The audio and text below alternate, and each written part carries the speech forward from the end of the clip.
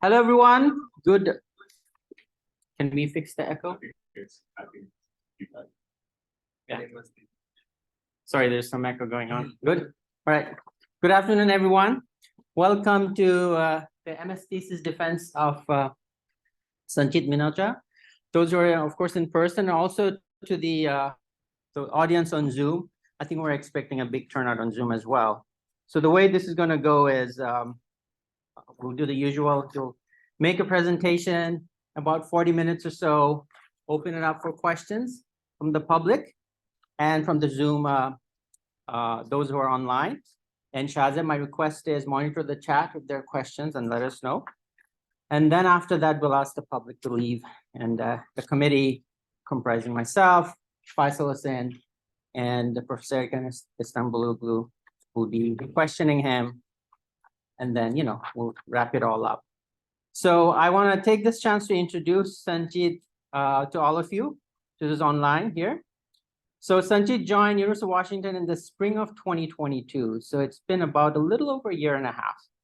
He graduated from the Indian Institute of Technology, Roorkee, with a 5-year integrated MTech in geophysical technology. Did I get it right? Yeah. As a gold medalist. In his junior years, he did internships. I think you did one in Leeds University, yeah, right, in the UK, and a few other places, I guess. Now, all that, you can just look it up and see on his LinkedIn profile or Google Scholar. I want to introduce Sanchit today in a somewhat different way, something that you won't be able to find out if you just Googled him. And the way to do this is show this picture. This is a picture of a cheetah. And just bear with me and I'll tell you why I'm showing you this picture. So I hope the Zoom audience can see. So first I have to thank Preetham, who's sitting over there. It's one of our earliest members. He's here in the classroom. So it was Preetham who first strongly recommended that we try to recruit Sanchit. And Preetham made this case for recruiting Sanchit because apparently, according to Preetham, Sanchit is a cheetah. And at first I had no clue what that meant. And I was wondering, are we getting an exotic animal in Wilcox Hall where we need a cage and all that? But soon I realized what Preetham meant about Sanchit being a cheetah.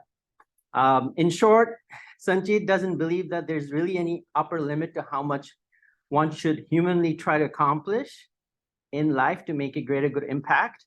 So after a few weeks of kind of getting the hang of his research, he came to me with this vision and idea, ambitious and impossible as it sounded, that he felt like he had to pursue for the community, like he had to give it a try, and which then became part of his master's thesis that you will see, and it's the building block of its PhD because he's on his way towards his PhD. So ladies and gentlemen, you will all now get to hear from the cheetah, and how he's been hunting for the past year and a half. And oh yes, right after this master's thesis defense, I'm expecting Sanchit to go back to the lab and start working on his PhD right away because he's a cheetah, and a cheetah doesn't stop hunting as long as he's hungry. And I've always found Sanchit to be always hungry for ideas, hungry for seeking answers, and hungry to serve the world. So take it away, Sanchit. Thank you so much. Thank you.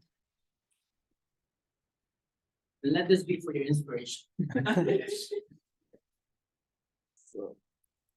Thank you so much for a wonderful introduction. So good afternoon and welcome everyone. My name is Sanchit, and today I'll be defending my master's thesis on how we can effectively track the world's reservoirs using the combined power of cloud computing, satellite remote sensing, information technology, and hydrological modeling. So I'll quickly go through the contents that I'll be presenting here. I'll begin with the introduction, where I'll give you the background information that will set you for the context of my related to my work. Then I'll talk about the work that I did, and I will conclude with what action this work has brought into the world. Please note that you can note down the slide number at the top of the slide, and at the bottom you can see the section header. Also, please note that for this entire talk, I'll be using the terms reservoir and dams interchangeably, though they have different meanings. So let me begin with a story. A semi-arid drought-prone district of Karnataka lost 71 human lives in August 2019. The irony is that it was not due to drought, but rather floods. Isn't it surprising how a drought-prone area witnessed floods? Let's see what happened at one of the dams in that district around that time. On July 2, the reservoir was 5% filled, which later on increased to 55% due to the ongoing rain by July 25. From July 25 to August 7, the district recorded more than 100 to 600% above normal rainfall. And during all this time, the dam operators were releasing just 70 meter cube per second of water. On August 6, suddenly, the dam operators realized that the reservoir was filling up, and they started releasing water at a rate of 800 meter cube per second. Despite their efforts, the reservoir was 96% filled, and the dam operators had to increase the outflow to whopping 3,000 meter cube per second. At this time, the dam was releasing more water than it was getting. Usually, brimming dams bring cheers to farmers who get ample water to plant their paddy. But this sudden gush of water, coinciding with excessive rainfall, drowned the entire district. This situation might have been different if there would have been publicly available real-time reservoir data. And the story does not end here. The situation is more worse when an upstream dam is in a different country, as in the case of the Mekong River. And the downstream nations like Thailand, Cambodia, Vietnam do not have access to the data of dams in China. Therefore, it is crucial to monitor dams closely, to keep an eye on how much water is coming in and how much water is going out. And the most important, this information should be available to everyone, as we all have the same and equal right to water. Now you all might be thinking, why are we talking about dams in China or dams in Karnataka? But the question is, are the dams restricted only to those regions? Of course, the answer is no. Today, we are living in a world full of dams. This is a geographical representation of 32,613 dams taken from Global Georeference Database of Dams. Indeed, a world full of dams, right? But the world is growing. There are 3,700 more dams being planned in the different parts of the planet. Looking at these maps and the increasing number of dams, there is one thing for sure. There's something captivating about dams. What is it? Why are we building so many dams? The answer is simple. The water we drink, the water we use at our home, the water that industries use to produce goods, a large portion of it comes from these dams. Farmers look forward to these dams for irrigation, and people enjoy reservoirs for recreational activities. Dams not only protect us from floods, but also provides us with renewable energy called hydropower. But dams are built on rivers, and they destroy the single most important thing of a river, its flow.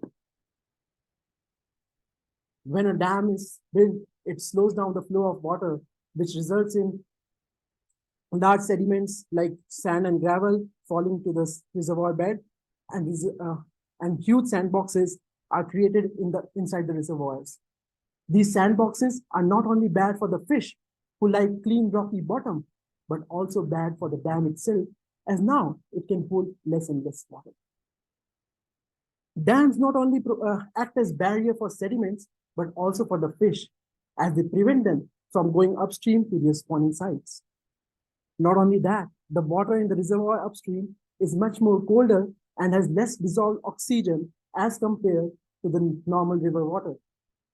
When this water is released downstream, it has a bad impact on the wildlife. For a fact, worldwide population of freshwater species has experienced a staggering decline of 83% since 1970s. Another downside of dams is that when reservoir is created, it submerges the dead plants and trees and farmlands. And when this organic material gets broken down, it releases greenhouse gases like carbon dioxide and methane, especially in the warmer climate. Another fact, 1.3% of the global carbon emissions caused by humans are contributed by these reservoirs.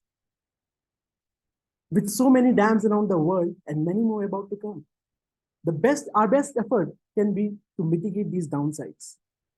But the question is how? we need to understand the impact of these reservoirs on the environment at a global scale. And for that, we need to know how these dams are being operated globally. And for that, we need the data of changing reservoir state with time. When I say changing reservoir state, I mean inflow, outflow, storage change, and evaporation from a reservoir. So the bottom line is clear. We need data of changing reservoir state with time. But then how can we collect the data? There are some traditional methods like installing the gauges or flow probes and flow meters, but they don't give real-time data. You need to collect the data manually, which is time consuming. Also, you need to maintain these instruments, which is expensive. So that's for sure that these methods cannot be applied globally, like for all the reservoirs in the world. And it's not possible to get real-time data from these instruments. And at last, even whatever data we collect, it's not shared and accessible to everyone. So what else can we use? We can use our eyes in the sky, satellites. Satellite remote sensing has global coverage. We can get data for all reservoirs around the globe. It acquires data in real time, and which we can use to continuously monitor reservoirs. And we can also use cloud computing to process satellite imagery. And the most important thing, this data is accessible to everyone. So let's see what data can we get from satellites. For a reservoir, we can get water level in a reservoir, we can get surface area of a reservoir, and the topography of the surrounding region. We can also get weather data like precipitation and temperature, and land cover data, which are used to run hydrological models. Please note that water level in a reservoir and surface area of a reservoir are given by different satellites as of now, and they are not given at the same time. There's a recently launched satellite mission known as SWOT, Surface Water and Ocean Topography Mission, that will be able to give water level in a reservoir and surface area of a reservoir at the same time. So that will be a game-changing satellite mission. So let's see what are the existing tools that are making use of these satellites to improve our understanding about the reservoirs. This is a short sample of a lot of tools that are available around. So first is Global Reservoirs and Lakes Monitor. It has a global coverage, but it makes use of altimeter data, which has very less spatial coverage. It gives you water level in a reservoir every 10 days. Another toolbox is PyGE Surface Water Toolbox. GEE stands for Google Earth Engine. It measures only the surface area of a water body. It's an interactive Python notebook, and that's why it's unsuitable for automating workflows. Another Python package is called Water Detect. It also measures on the surface area of a water body, but it does not make use of cloud computing. It requires the user to download the satellite image and provide it as an input. And then there's RAT, which stands for Reservoir Assessment Tool. It's open source Python code that can give you inflow, outflow, surface area, evaporation, and storage change. To the best of our knowledge, there is no other tool that can give the complete dynamic view of a reservoir. By complete dynamic view of a reservoir, I mean all these parameters: inflow, outflow, surface area, evaporation, and storage change. So here I'll tell you the conceptual model of RAT. RAT makes use of hydrological modeling and satellite remote sensing to calculate all these reservoir parameters. It extracts the weather data like temperature, wind, and precipitation, feeds it to a hydrological model to compute inflow, and then it extracts surface area of a reservoir. It extracts surface area of a reservoir from satellite imagery at different time steps. Here you can see the satellite, the surface area of a reservoir at time steps AT-1 and at time step T. Once we get the surface area of a reservoir, we can always use temperature and wind speed data from hydrological model to calculate evaporation using Penman's equation. Also, we can use an area elevation curve, which is a relationship between area and elevation. It basically depends on the bathymetry of a reservoir, and we can use it. If we have the area, we can use it to get elevation. Also, we can use the altimeter satellite data to get the elevation, and we can vice versa get the area. But once we have the elevation difference and area difference, we can get the storage change in a reservoir. And We can use inflow, evaporation, and storage change to employ a mass balance equation to get the outflow. Let's get to the history of RAT. RAT version 1.0 was developed here by Nishan Biswas at University of Washington. It made use of publicly available satellite data and hydrological modeling, and it used to give monthly estimates of inflow, surface area, storage chain, and outflow. At that time, it didn't use to take evaporation into account. Here is a geographical representation of all the dams, like it was implemented for 1,600 dams worldwide. And here's a sample of data that we could have got from RAT 1.0. It's for Sirindhorn Reservoir in Thailand. Its surface area, inflow, reservoir, storage chain, and outflow. But then last year, RAT was upgraded to version 2.0 by Das et al. And of course, it's Pritam Das, who is among us in the room. So now in RAT 2.0, we incorporated more sensors like Landsat 8, Sentinel-2. They are the optical sensors, Sentinel-1, SAR, and we also made use of altimetry JSON-3 data. Making use of all these sensors, the weekly observations of surface area estimates drastically reduced to 3 to 7 days for surface area, and for altimetry, it's still 10 days. RAT 2.0 was better performing because it made use of the latest version of hydrological model that makes use of parallel processing. But this version of RAT, even though it was game changer, it was limited to only Mekong region. It was not scalable because it is a tedious setup. If anyone wants to set up RAT version 2.0 to a different river basin, one can expect a time span of 3 to 4 months. And it was not very optimized for memory usage. That gives rise to my research questions. Can we create a more scalable, efficient, and robust software architecture for RAT that can foster peer production and open collaboration? That's when RAT version 3.0 took birth, and this work has been submitted to geoscientific model development, and it's currently under revision. Secondly, once we have this architecture, we want to ask, like, how can we disseminate this architecture to a broader audience, making sure that there is accessibility, ease of use, and comprehensive documentation. That's when we decided to convert RAT 3.0 to a Python package for monitoring the dynamic state of reservoirs and analyzing dam operations. This work has been submitted to the Journal of Open Source Software, and it's also currently under revision. But when I was answering these questions, I was hoping that these answers could potentially answer more scientific questions. For example, we can always ask how we can quantify an improvement in tracking surface water availability using a particular satellite mission or hydrological model. The answer is simple: the digital twin experiments. So I'll explain like how it works. If you have two satellite missions like A and B, and you want to compare which one is performing better and by how much, you can always create two instances of RAT, where one is using satellite mission A, another is using satellite mission B, and you can compare the outputs to the in-situ data, and you'll get to know which one is performing better. Second question is, like, we can always ask how reservoir operations are impacting the downstream temperature of rivers.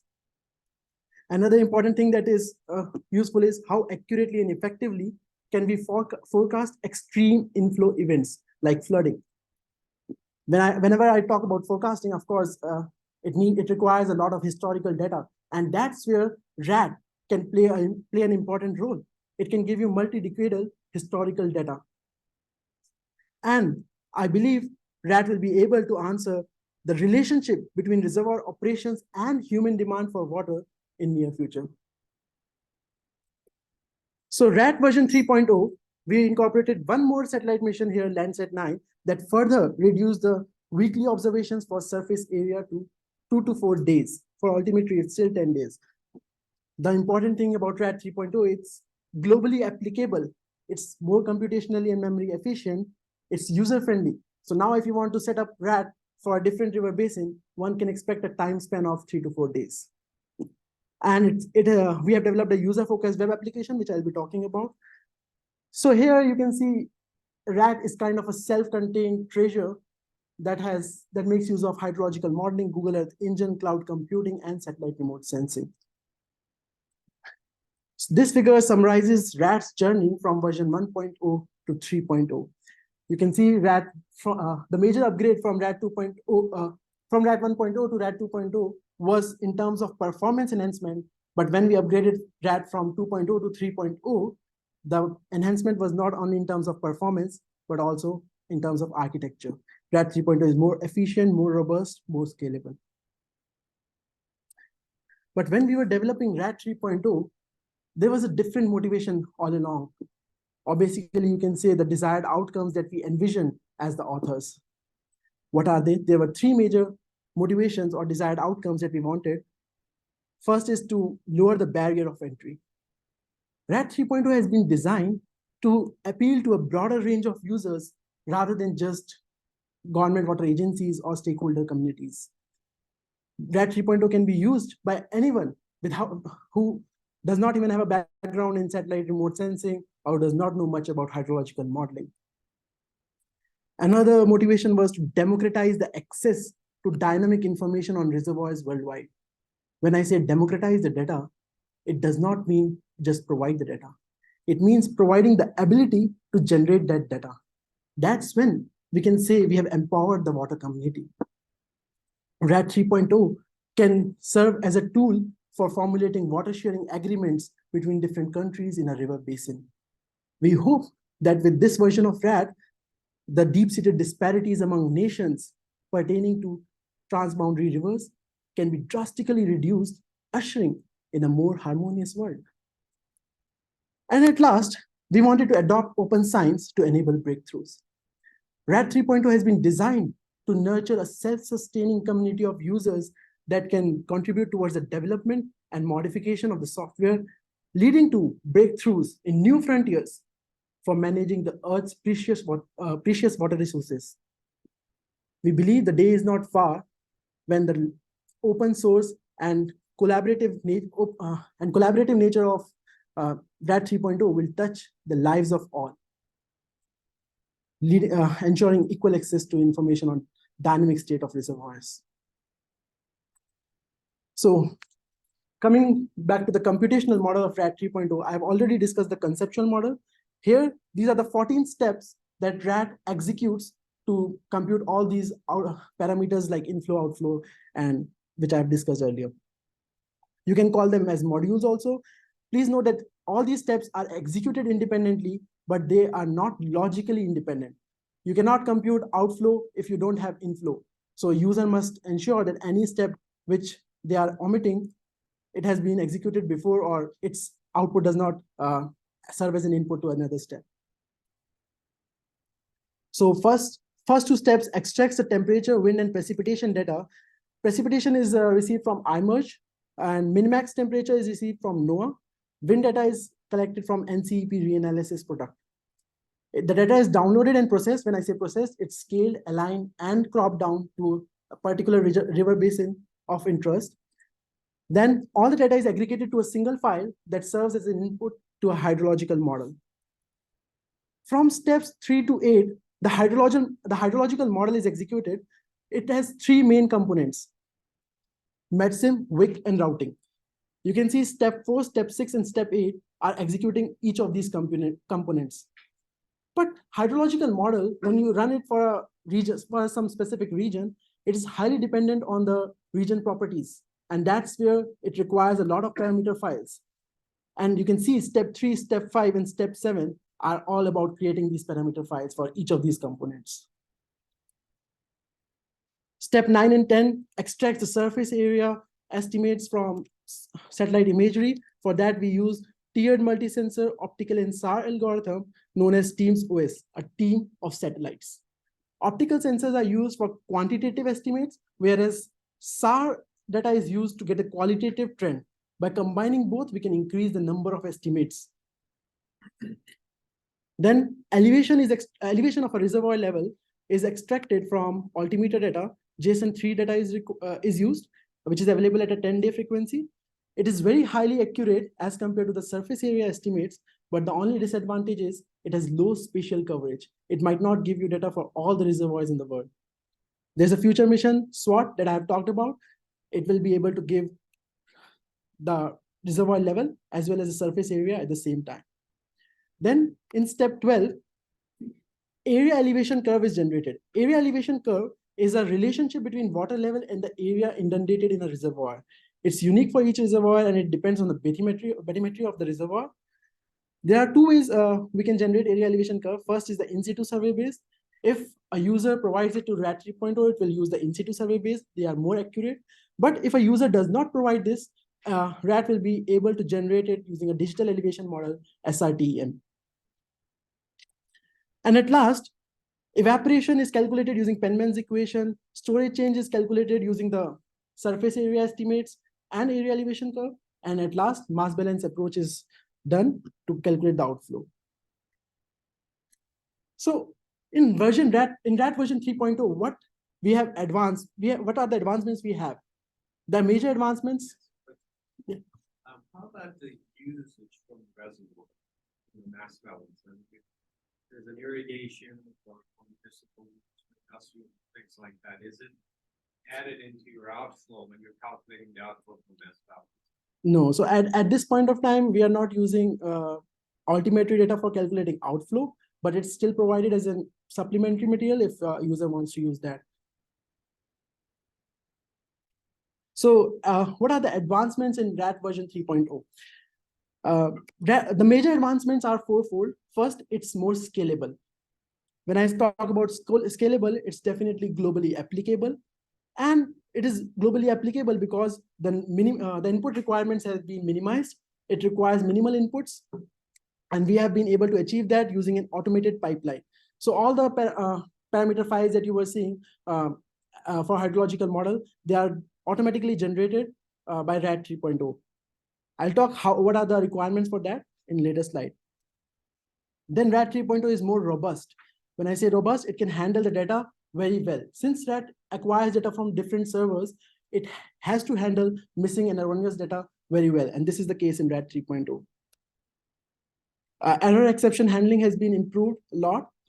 Another log file is provided as compared to RAD 2.0, which gives you the status of each step, whether it has been executed successfully or not. And if not, it will show you the errors that it has encountered.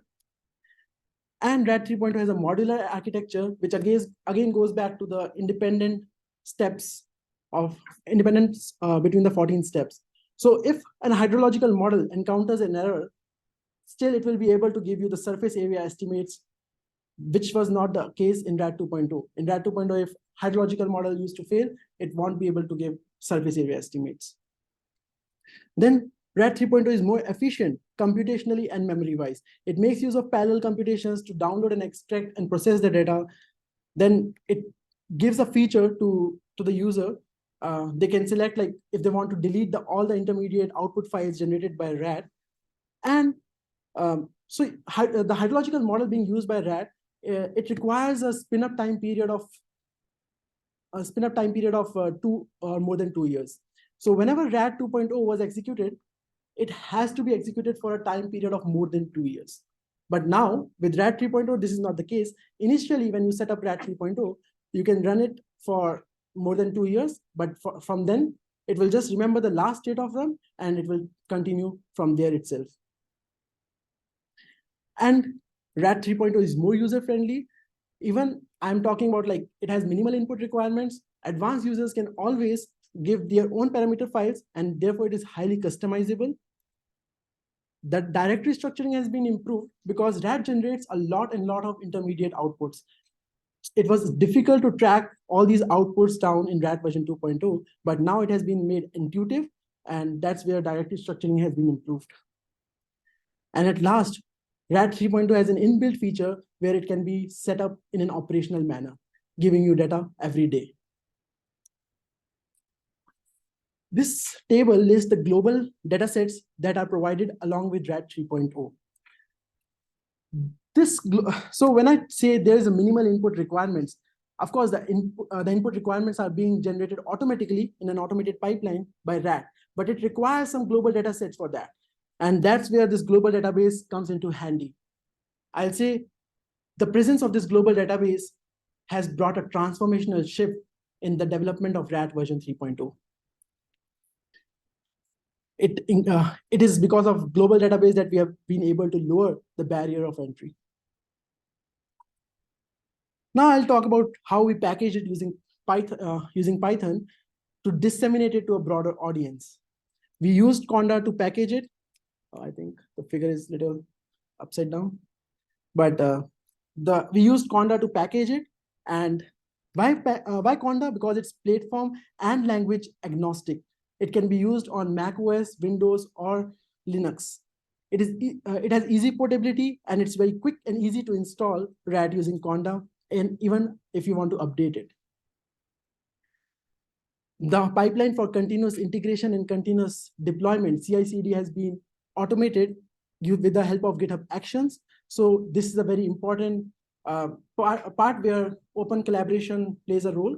So anyone in the world can just plan and edit the code of RAD 3.0 and can request it to merge it with the existing code of RAD 3.0. It will be then tested with the test data that we have prepared.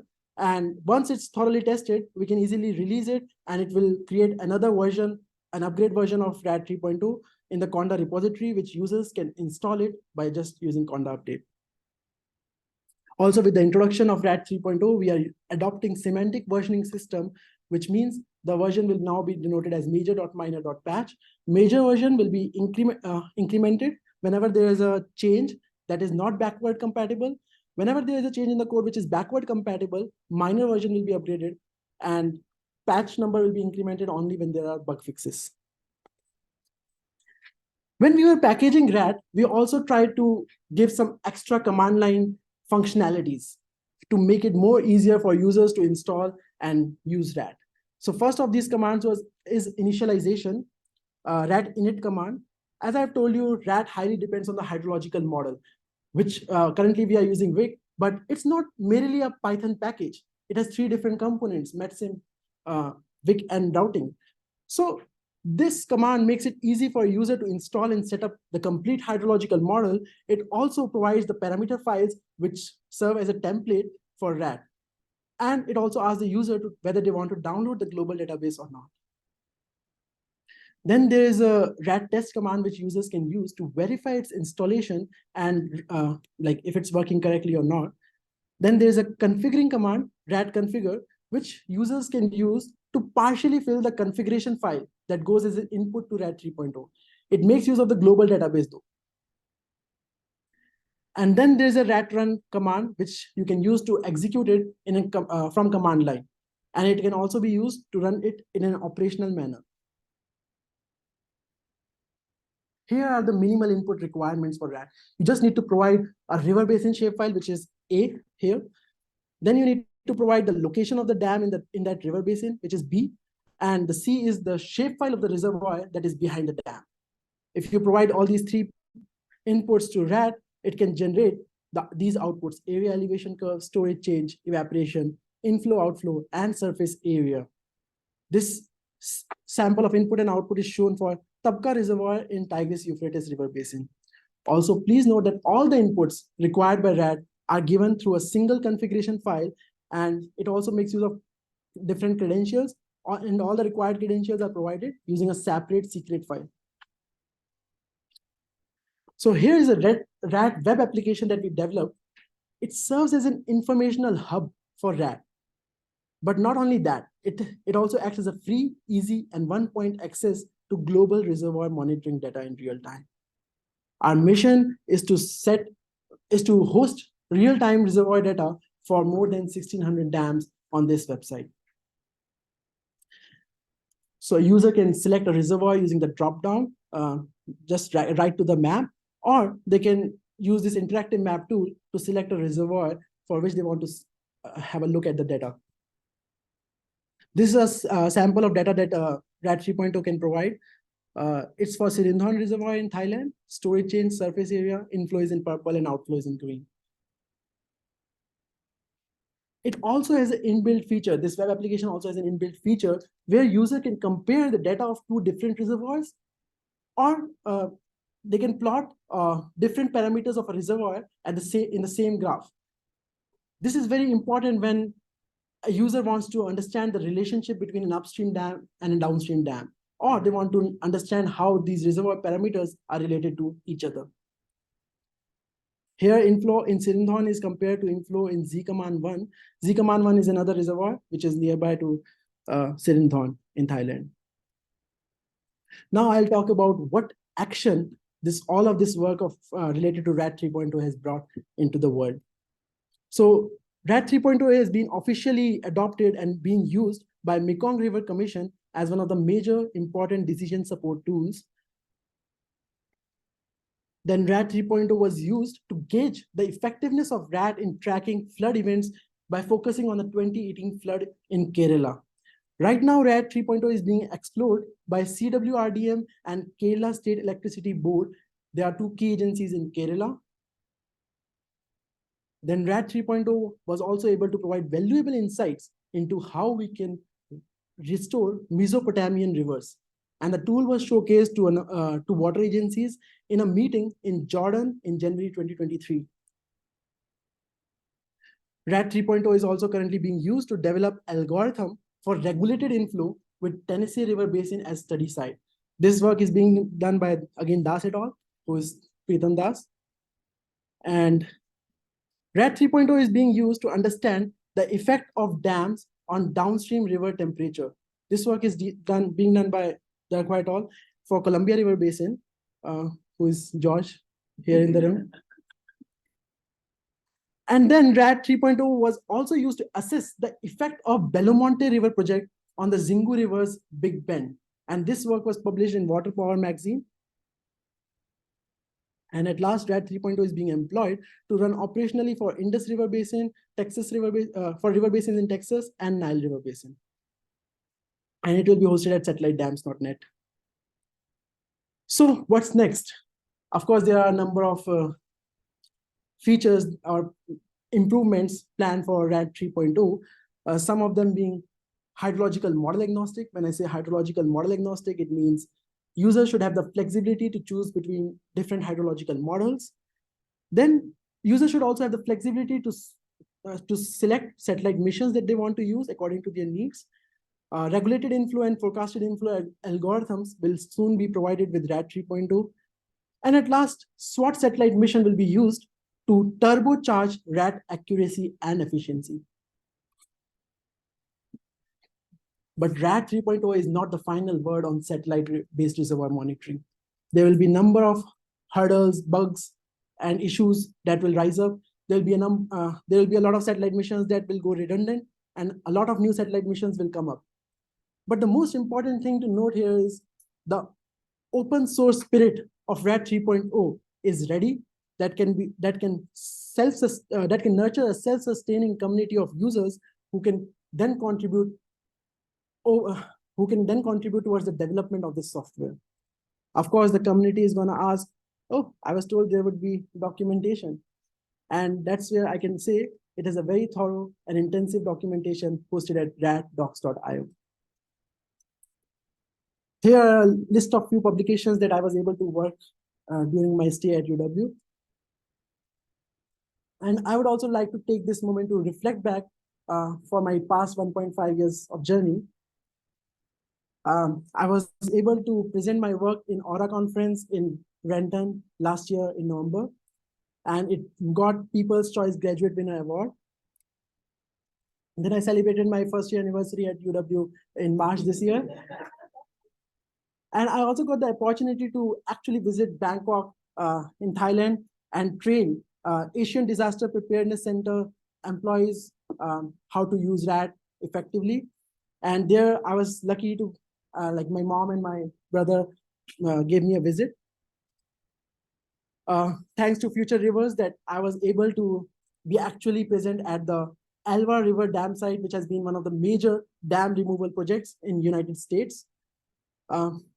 We stayed at National Olympic Park for a week, and it was not only an educational trip, but I'll say it proved to be more mentally therapeutic for me.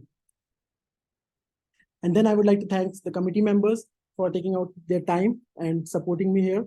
Then I would like to acknowledge Civil and Environmental Engineering Department at UW, Ivanhoe Foundation Fellowship, Future Rivers, which is a NSF funded research traineeship, and NASA for funding this work. And a sincere thanks to, of course, my advisor, who has always motivated me, supported me. Oh, it's just from the and pushed me towards the boundaries. Then I would like to thank my family, my brother, my parents who have raised me the way I am today. If I'm standing here, I can probably say that it's because of them. Then I would like to thank my lab members who have always helped me in research work and even beyond that.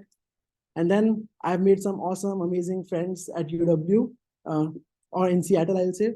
Thanks to all of them. And even people back in India who have always supported me, I would like to say thanks. So to all my family members and friends, I'll say a big thanks. And a big thanks to all of you for being here to support me. And I really appreciate that.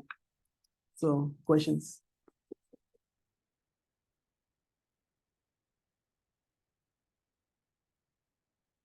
I'm asking for an MS degree, PhD, or a tenure.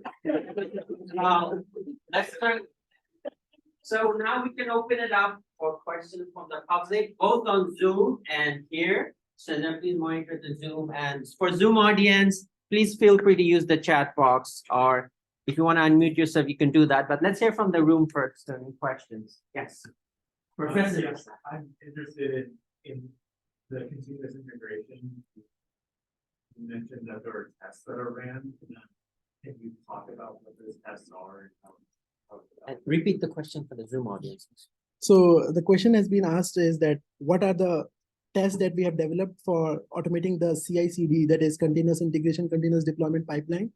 So the test there's a test data that we have prepared, like small river basins, and we are running it RAT for 1 month, though it does not include spin up time, but still we compare the inflow and all the reservoir parameters for those two river basins, that are Gunnison and Nueces in Texas.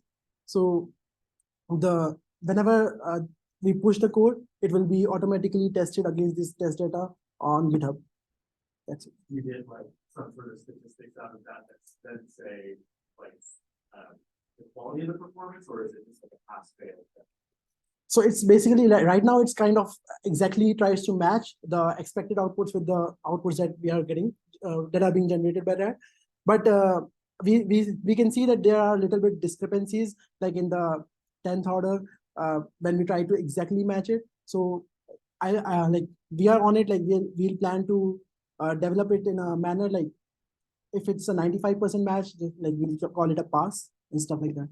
So it's under development. But it's mainly up to the user to figure it out, because we're seeing some interesting things, like depending on the platform and the Linux version. We Yeah. use the inbuilt and Linux of Windows.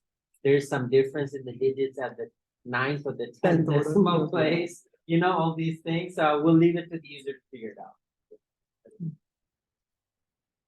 Any more questions? Other Yeah. questions? Yes.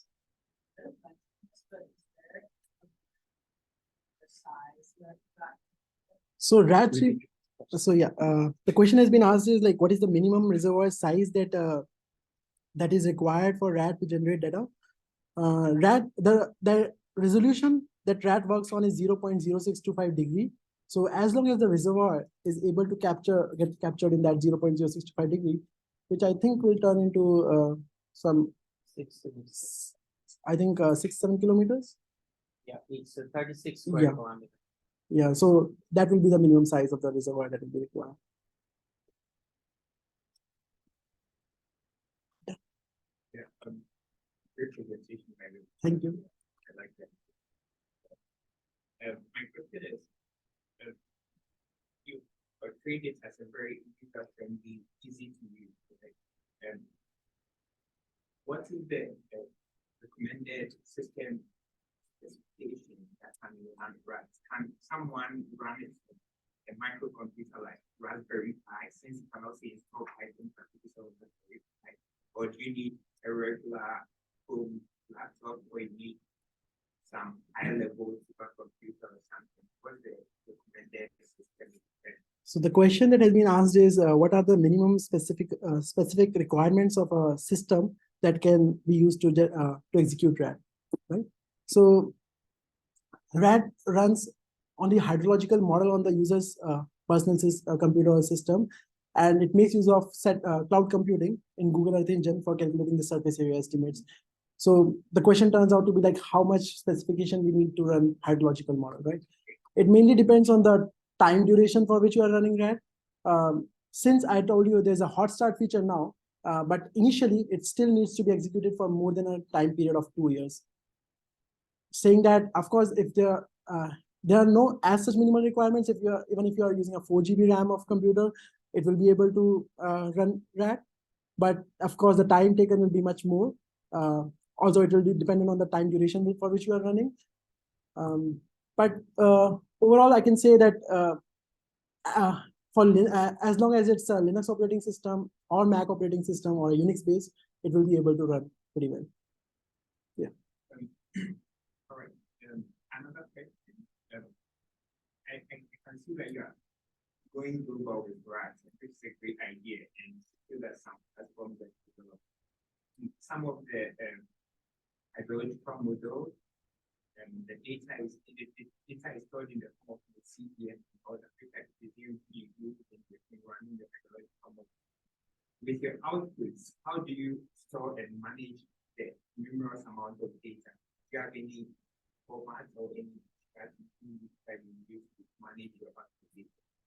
So the question is, how are we managing large outputs of data? Are we using NetCDF or something else, right? So right now, RAT 3.0 makes use of NetCDF for keeping all the intermediate output files. But for output data that we provided to the user, the main outputs, they are in the form of a CSV format, because anyone would like to look at it, the only time series of evaporation, inflow, or whatever reservoir parameter you are interested in. So the final outputs are in the form of a just CSV format, and there will be a separate CSV file for each reservoir parameter and each reservoir. Yeah, thank you. Yeah, okay, questions on this. Yes, but before that, anyone else has any questions? So actually, you know what? There are a couple. So let's go to the Zoom audience. We want to give them a chance. Can you read it out? So the first one is by Anshu Yadav. What about the groundwater seepage in reservoir or mass balance? Yes. Does it play a major role? And how do you validate the outflow estimation? And does sedimentation change the area allocation? So the first one is, what about the groundwater seepage in the reservoir or mass balance? Yeah. So currently, RAD 3.0 does not take into account the seepage, the ground seepage, and we assume that it's negligible. So right now, it's not playing a role in the mass balance equation. Second question was, how are we? How do you validate the outflow estimation? How are we validating the outflow estimation? So RAD 3.0 has been validated against a number of reservoirs in Mekong River Basin and as well as Kerala, the river basins in Kerala. So it has been working good, but the important thing is, since if you will be using the global database, you'll need to calibrate your hydrological model using the outputs of a river basin that you are interested in. So basically, you'll have to customize it a little bit if you want to improve the accuracy and effectiveness of RAD 3.0. And the last one is the sedimentation change that you are looking for. Yes, so I'm sure it does change the area elevation curve, but that will be over a long time periods, say like decadal levels. So my next thesis work, or like on my PhD work, will be how to take into account the sedimentation in reservoirs and how we can incorporate it in RAD 3.0 itself. Thank you. And then there are state workers. So thank you for your excellent presentation. And then question one, like he asked 3 questions. Question one, how many river basins have you used to test the quality of the sedimentation? How many river basins? We have calibrated the outputs. How many river basins have you used to test the quality of the sedimentation? For big simulation, okay. So I think we have used river basins in river basin of Mekong and Kerala. And Cumberland, yeah. Cumberland, that is Tennessee River Basin, where Pritham is developing an algorithm for regulated river flow. Second question, like how good are the simulations? So how good are the simulations? Yeah. I am not sure about the exact numbers, but this work has been published for sure, like by Pritam and by Sharan. So I can refer you to those papers, but I'm not exactly sure about the numbers. Yeah.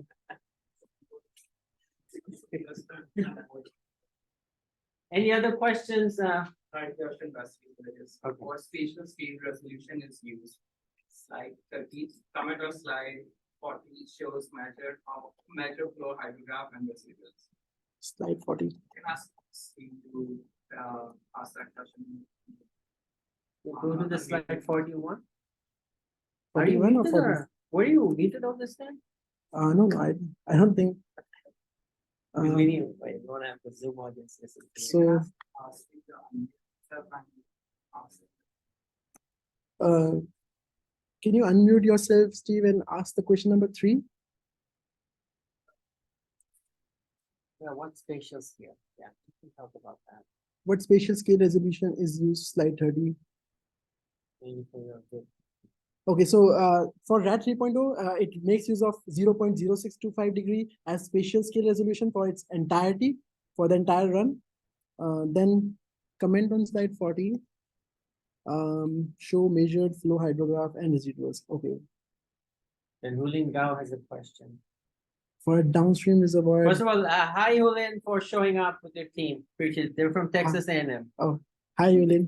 Thanks for Hi, attending the. yeah, good job, thank you, yeah. Yeah, I have the question, yeah, you can read Just it. reading. So for a downstream reservoir, does the inflow consider the impacts from upstream reservoir outflow regulation or the inflows for? So right now, all the inflows which RAD 3.0 is generating, it says the naturalized flow from brick. But right now, as I said, Das et al. Or Pritam Das is working on how we can take the effect of upstream dams into account, and that will be called a regulated inflow algorithm. Yes, and Julian, so we're working on that, and one of our group members is adding a regulation component to RAD to account for inflow that is regulated by upstream dams. And we're seeing some interesting things. One is that at longer timescales, monthly and higher, with or without regulation really doesn't make much of a difference in that coarser timescale outflow. But if you want to do like weekly, sub-weekly, then yes, the regulation is really important. But on a long time scale, the regulation kind of gets absorbed in the aggregate flux that you're estimating. So I think it's important for those users who want to really predict the reservoir state, especially outflow at very high frequency, right? Thanks. Steve, So yeah, you can unmute and ask. Steve.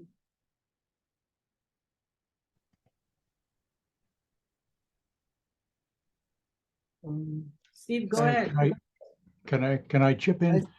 Would you move Yeah, the sure. thing to slide number 30, the next slide down? Okay, yeah.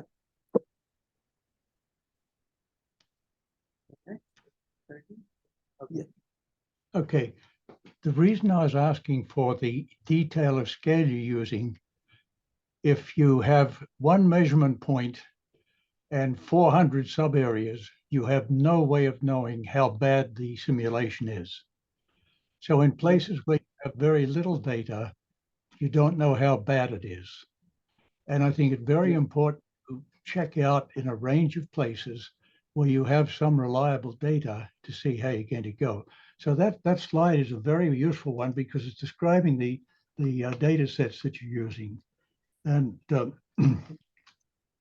the other comment I have is if I look at slide number 40, it's one, if I saw it correctly, can you move down to number 40? Yeah, that one there. I'm looking at what appears to be recorded and simulated flows. It looks like you have an overshot. Am I reading that correctly? You've plotted, measured, and simulated on the same axis? No. So it's basically inflow in the Sirindhorn and inflow in Zcaman 1. So I'm comparing inflow for two different reservoirs here. But they're both modeled. So But you've they're got both modeled and measured. Yeah. What I recommend that you do is never overlay those. Somebody can't see how bad the stuff is or how good it is. plot on a separate axis the residual of measured minus modeled and have that as part of the package. No, Because if you measurement. have Look simulated. They are not measured directly. They are not in situ data. anywhere where you have measured and modeled for checking, that's going to give any user a sense of the quality of the information. And if you have a simulation where you only have a model and no other on the axis, they know that they have nothing to check against. So if I was a user of this, I would insist on that feature. Yeah, sure. I would have added that actually that was a work which already has been done by my group members like Pritam and Sharad, who have validated the modeled inflow with the actual in situ inflow for a number of reservoirs.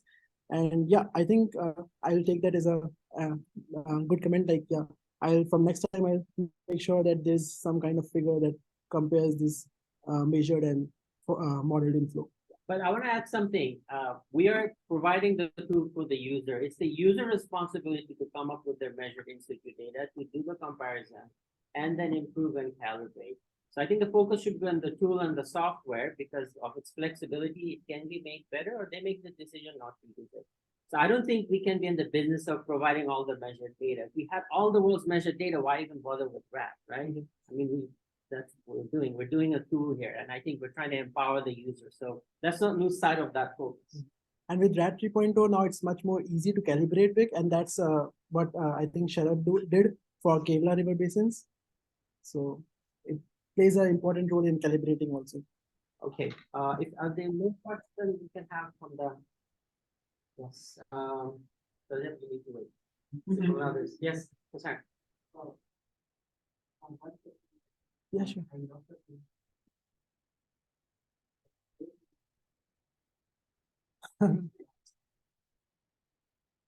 Thank you. And a poem. No poem. Okay. Okay. But first, does he have a future in politics? I think he has. Sometimes he, or an anchor. I think. Yeah.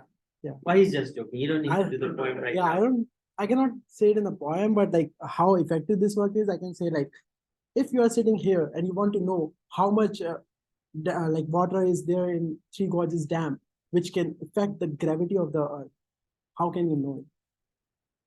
You can not look because China is not sharing the data. You can use this tool to get all this data for that dam. Okay.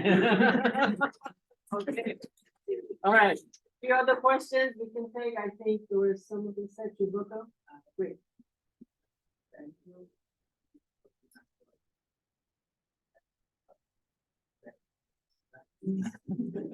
So, as we try from different I'm curious to know who is the water science of this and next thing is you have positive and future and the direct like that. Yeah. So I'll take you down again to the more like desired outcomes where I discussed like with RAD 3.0, we don't want to like we want to appeal to a broader audience rather than just stakeholder communities or government water agencies. I started with a story, right? Karnataka floods due to the dam. Like it was flooded because of the dam reservoir operations. So if there would have been publicly available reservoir data that anyone like general public can go like and view all this data, people might have been able to get away from that flood, or might be able to there could have been rescue operations or something like that. The situation could have been mitigated or something like that. Its effect might have been mitigated. So it can be used by general public, then it can be used by fishermen, like whoever who has a role to play in for reservoirs, who are getting affected by reservoirs, like industries. They want to know how much water are there in the nearby reservoirs, right? So it's basically, it can be used by anyone other than just government agencies or stakeholders. I think we'll take one last question because so Well, Akash, go ahead. Thank you. Great presentation, Sanjay. One of the things you mentioned is you want to understand how the dams control the river temperature, right? Through this tool. So I'm wondering, are there any other studies that have shown the dams have significantly affected the water temperature? Yeah. And yeah, But first, I want to add this. I think this is a rigged question because Akash is Sanchit's roommate. But anyway, besides the point. Please repeat. So the and- question which has been asked is, are there actual studies which has been done to prove that reservoirs actually affect the downstream river temperatures? So I'll say yes, there have been a lot of studies, and I think George might be able to answer better because he's currently working for Columbia River Basin on how these dams are affecting the temperature downstream. Also, it's very important for the fish because for fish, the temperature has to be a little warmer. They don't like too much hot and too much cold water. But the reservoir, it undergoes a thermal regime. So the water and the reservoir, which is like at the lower part of the reservoir, it's much more colder. And when it's get released, the temperature will definitely be changed in the river. So like it's intuitive also. Okay, well, you can make it the last question, Sadia. suggestion. I think you should also include the uncertainty associated with these bad outputs. The rationale behind that is sort of the started out with psychological community and users, not just scientists, but also stakeholders such as Kerala, Jordan, the EDPC. They will be using, and they will be comparing the SWOT data with that. They'll be able to see the difference and if it lies within the confidence level. Yeah. So the question that has been, the comment that has been made is that I should have included uncertainty estimates for different reservoir parameters that RAD 3.0 generates for different river basins like Kerala and Mekong. So I'll say I can include them, and I will try to include them next time. But the thing to note is that even these uncertainty estimates, they have already been published, kind of like by Pritham and Sharad. Also, we are in talk with the agencies, like I told you, there are CWRDM and Kerala State Electricity Board that we are in talk with. They will be providing us with the in situ data, and that's when we will be able to calibrate it more and more, because right now we are developing RAD because there is no in situ data available, right? But once we can show like what it can do, people will, like the agencies will give the data to us and tell us to calibrate, or like they would like to see like how RAD 3.0 can actually make can be calibrated, and how much it can be improved. So the same thing is in Jordan, like we are in talk with Iraqi ministry. They'll be providing us with the in situ data, and we'll be working in Tigris-Euphrates River Basin to improve the accuracy of that. Okay, with that, let's give Sanchit another big hand, and thank you everyone, those on Zoom and also in person. So we're gonna ask the public to leave. And Sanchit, this is the time you can take a quick break and come back, Sure. and just the committee. And for the Zoom audience, just, you have to eventually ask them to leave also. Okay, thank you so much, everyone on the Zoom also for attending. Take a quick break. Yeah, take a break, Okay. go to the restroom. We have to go there.